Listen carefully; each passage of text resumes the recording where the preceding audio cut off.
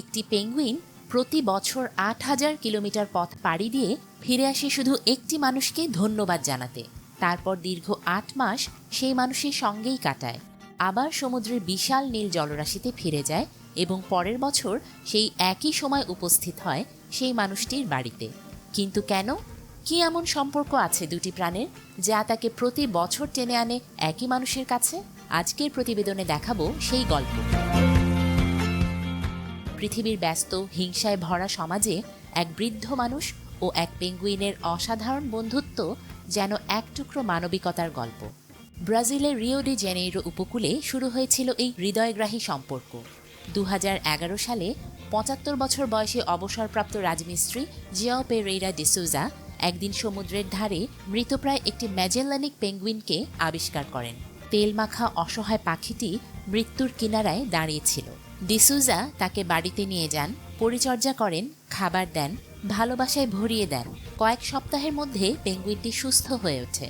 ডিসুজা আশা করেছিলেন পাখিটি সমুদ্রে ফিরে যাবে, কিন্তু পেঙ্গুইনটি তাকে ভুলে যায়নি। সমুদ্রে ছেড়ে দেওয়ার ৪ মাস পরেই সে ফিরে আসে।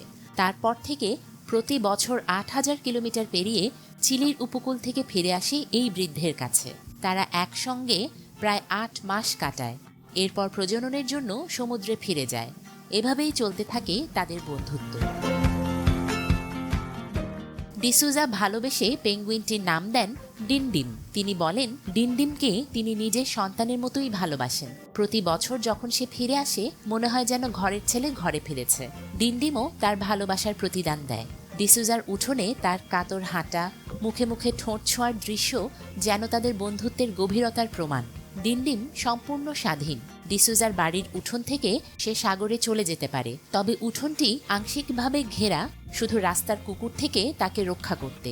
বিজ্ঞানীরা ডিনডিমের শরীরে একটি বিশেষ দাগ লাগিয়েছেন যা প্রমাণ করে প্রতি বছর একই পেঙ্গুইন ফিরে আসে।